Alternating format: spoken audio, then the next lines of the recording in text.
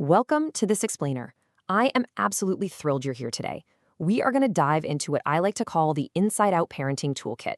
It is a cohesive, truly life-changing approach to managing those overwhelming child behaviors we all struggle with. But here's the secret. We're going to start with ourselves first, because as you'll see, our own emotional regulation directly impacts how our kids behave. Look, it's a question we've all asked ourselves after a particularly rough day, right? Why do we lose our cool? Well, the truth is, modern parenting is basically the perfect storm.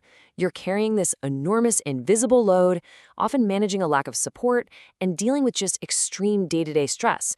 Plus, parenting has a really funny way of bringing up our own unresolved childhood wounds. So if you find yourself reacting to your kids by losing control or yelling, you're not failing, you're just overwhelmed.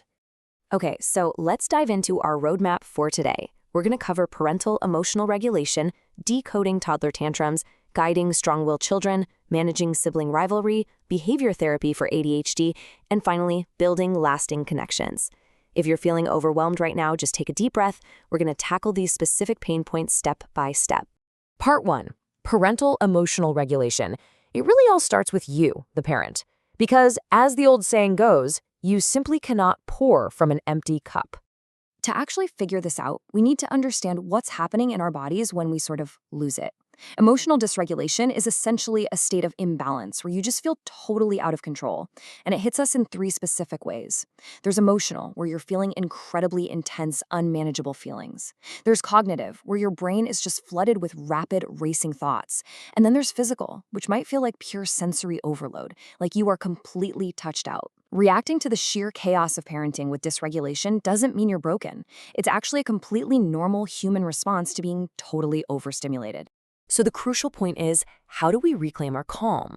Dr. Amber Thornton has this fantastic, super actionable framework called the PCR method. Step 1 is practical. You've got to manage the basics. Look at your sleep, your nutrition, and your environment to reduce those physical triggers. Step 2 is conscious, taking a look inward to explore past unmet emotional needs that might suddenly be surfacing. And step 3, and this is a big one, is realistic. Embrace human imperfection. Constant calmness is just a completely unrealistic expectation. You are going to have moments of dysregulation, and that is absolutely okay.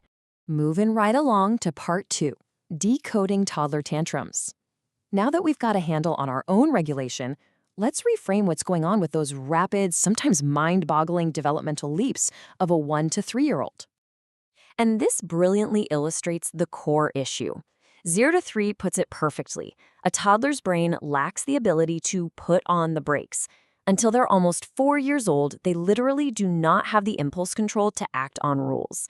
That's exactly why your 2-year-old might completely melt down on the kitchen floor just because they got the red bowl instead of the blue bowl.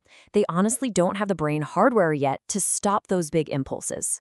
Since they can't put on the brakes themselves, we need a specific tantrum toolkit. First up, separate yourself from the behavior. Let bystanders think whatever they want. This isn't about you. Second, validate their feelings without judgment. Just acknowledge that, yeah, they really, really wanted that blue bowl. Third, hold the limit safely. You can make plenty of space for their feelings while still stopping them from, say, hitting. And finally, offer an acceptable way to get the mad out. Have them stomp their feet or rip up some scrap paper. Believe it or not, tantrums are actually vital opportunities for a child to learn about rules, feelings, and self-regulation. All right, let's jump to part 3, guiding strong-willed children.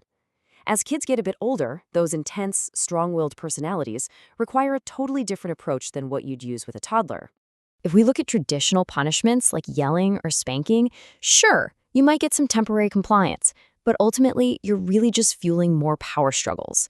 It basically invites a smart child to use their intelligence to figure out how to defeat you. Positive discipline, on the other hand, reframes a child's stubbornness as actual intelligence. By asking them what and how questions, you're helping your kid use that big brain to actually learn self-discipline and responsibility. Now, what's really interesting about this approach is how giving a child simple choices completely shifts the dynamic. Stop telling them what to do and start asking, what are we supposed to be doing right now? You can hold regular family meetings to brainstorm solutions together. And my absolute favorite tactic, create visual routines. Let them help you draw a poster of their morning routine, and when they start dawdling, just ask them to check the poster. The poster becomes the boss. It completely avoids a power struggle between you and your child while teaching them vital life skills at the same time. Which brings us to part 4, managing sibling rivalry. If you've got more than one kid under your roof, you absolutely know the inevitable clash that happens when they're competing for attention. It's fascinating how this rivalry evolves as kids grow. For the under 9 crowd, you'll commonly see physical or verbal fighting, loudly demanding your attention, or even regressive acts like thumb sucking. But as they get older, it shifts into frequent arguing, competing for grades or friends, and sometimes literally taking their frustration out on objects around the house. So how do we fix it? Well, there are a few golden rules for resolving this. First, separate them until everyone's calm. But then, and this is absolutely key, encourage them to resolve the problem themselves. Parents really shouldn't intervene in every single argument unless someone's about to get physically hurt. Having to resolve conflict teaches them how to compromise and understand someone else's point of view. Also, make sure to praise their cooperation, don't play favorites, and no matter what, never compare one child to another. Okay, part 5. Behavior therapy for ADHD. When we start talking about clinical diagnoses, the absolute first rule is this: please do not waste your emotional energy on self-blame. ADHD is hereditary. It is not caused by poor parenting. Behavior therapy is a highly recommended treatment, and it really focuses on adapting the child's environment and your responses as a caregiver. It boils down to 3 main principles. Number 1, set specific, totally doable goals. Number 2, provide targeted rewards and consequences. And number 3, keep using those rewards and consequences consistently. The whole idea is that you are positively shaping behavior over a long period of time.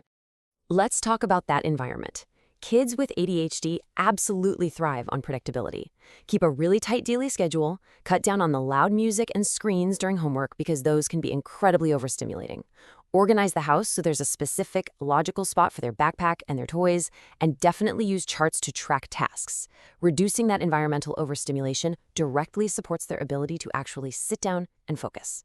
And when it comes to discipline and rewards, timing is everything. You've got to reward that positive behavior immediately. Set slow, reachable goals so they can actually experience the feeling of success. Try to limit their choices to just 2 or 3 options so they don't get paralyzed by overwhelm. And rely on calm discipline like brief timeouts or distraction without any physical punishment. It is so vital to find activities where they can succeed and feel genuinely good about themselves. Which brings us full circle to part 6, building lasting connections. Let's kind of zoom out for a second from all these specific behavioral tactics and look at the big picture, the ultimate goal of parenthood. If you take nothing else away from this explainer, let it be this.